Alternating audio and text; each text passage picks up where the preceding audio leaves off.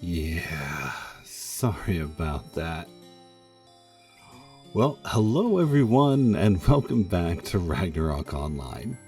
I am the Smooth Operator, and today we will be going around again with our High Novice. Guess who is back?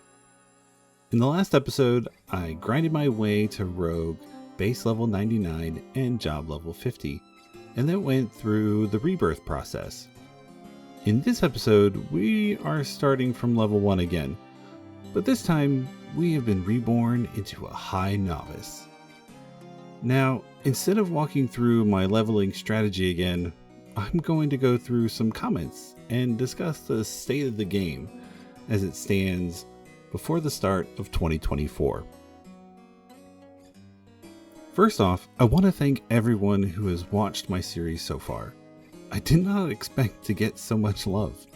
I really appreciate all the comments and discussions I have seen. That being said, let's jump into this.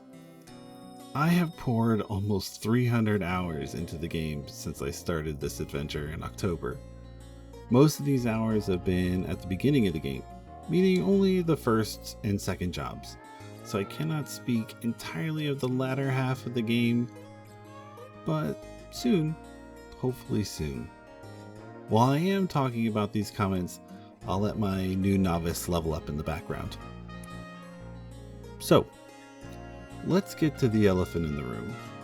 In my first video titled, "This Game Is Not Dead," I received a lot of comments similar to "Renewal killed RO." Now, I get where this is coming from. Renewal was released to RO back in 2009. It was first released to the test server almost a year prior in 2008. It was met with immediate backlash from the international community. So much so that JRO took an additional 4 years before they implemented it into their servers, and then not even all of it got put in. So let's talk about the changes, then break down the pros and cons. At the end, I'll throw in my opinions. So the differences are many, but I think this post from Reddit did a great job at summarizing them. Let's start with cast time. See, pre-renewal, adding more decks to a build would reduce the cast time for skills and spells. This could mean you can have an alchemist throw a ridiculous amount of acid demonstration to decimate in PvP or PvE. In renewal, this will make it so certain skills' cast times cannot be reduced at all. Basically, they are fixed in how long they will take. This gave a better balance, especially in PvP scenarios. Next, the attack and magic attack received a boost in the way that your damage was more based on the equipment and not your standalone stats. This meant that upgrading your weapon was more important for leveling. Some weapons, especially 4-slotted weapons, lost some value, but were still usable in the endgame. Defense received a complete change. Before, the VIT stat was more important, but now having defense plus VIT is required to become a buff tank. This allowed other classes with less VIT to have a bit more defense while in PvP. Stats in general were reworked. In pre-renewal, for every 10 points that you added into strength or int, you would receive a bonus for your attack or magic attack, respectively. Instead, these bonuses were added to your class's bonuses. Renewal also changed the leveling scale to get from 1 to 99. Originally, getting to 99 or rebirth was doable, but took quite some time. Renewal made it possible to get to level 99 easily in less than a day, and even 9970 rebirth in a day, especially if you were min-maxing the whole time. This new leveling scale made it possible for people to get to the endgame content faster. Speaking of endgame, Renewal also brought in post-99 content by adding in the third job classes, new instance content, new MVPs, PvP and the War of Imperium saw a resurgence with new skills and builds. Lastly, the game became more solo friendly.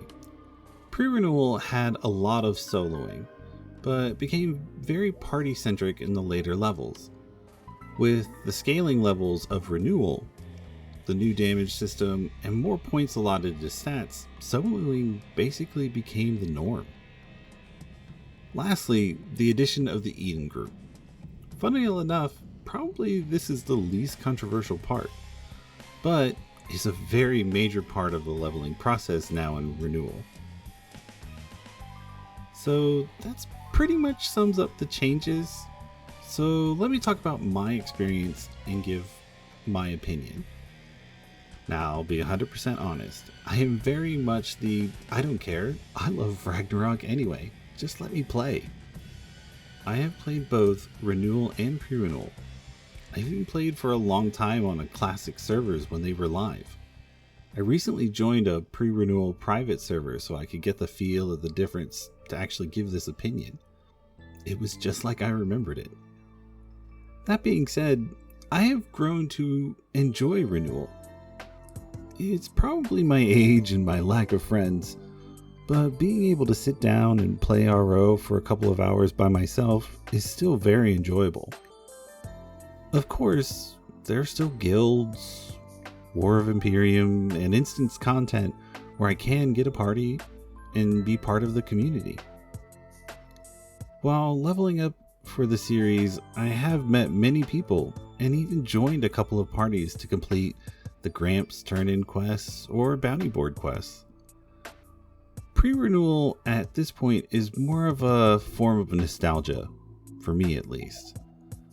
Now, whether people want to admit it or not, most private servers are actually just Renewal servers with a slower grind, especially if you're doing the low rate servers.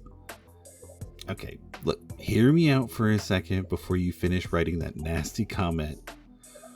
But seriously, many low rate private servers, especially if they're vanilla, have added in the third job classes, and some of them have actually done a really great job at balancing them. But for the most part, most of those balances are actually what have been brought in for Renewal. And I think that's the part that many pre-Renewal purists forget. Renewal was not just the initial changes that came out in 2009 or 2010, depending on what server, but actually all of the extra game content that came afterwards. There have been many balance patches, both positive and negative for the game. Not to mention, this is an MMORPG with many different moving pieces. They are fighting with a very small niche market that was, and still, flooded with new content to choose from. Now, there are some company choices that I think also played a major part in the Renewal's downfall, but that can be used for another video. Gravity is still having some problems here and there when it comes to the decisions about RO. Now, I will say that the newer trend for private servers seems to be doing RO with a spin. Either, a whole custom story, custom sprites, or even custom enchants and drop tables. This is one of the amazing parts about this small community that still amazes me.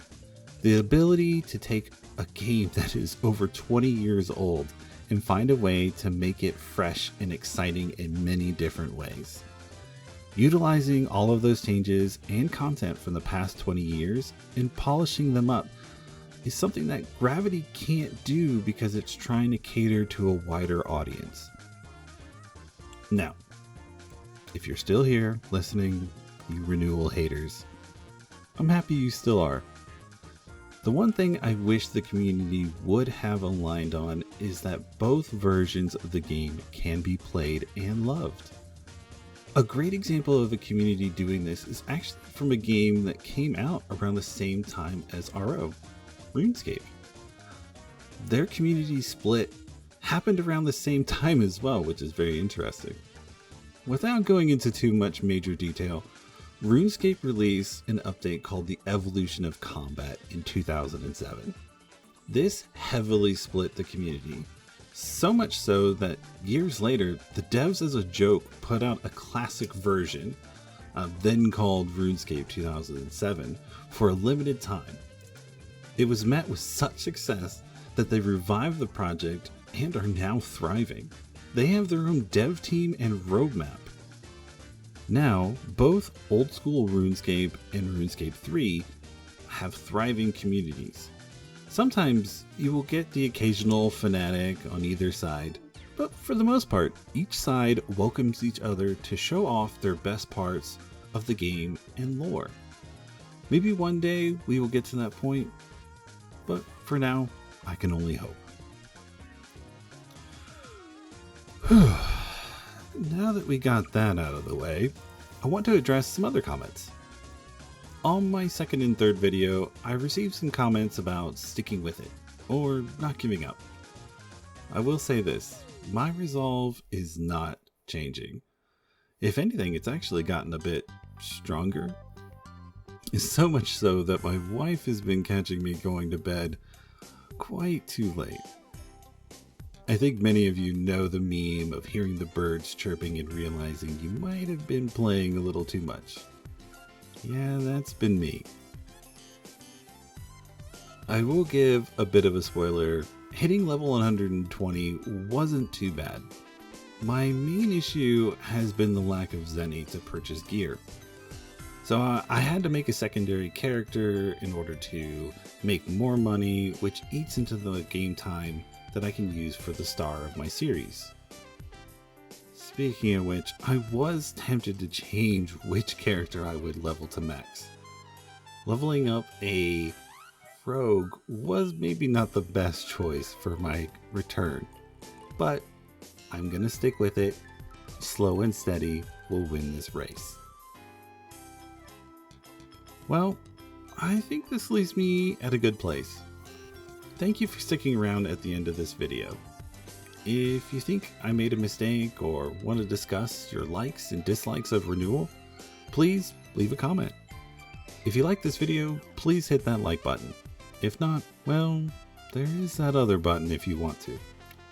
Make sure to hit that subscribe button so you will get more of my videos in the series.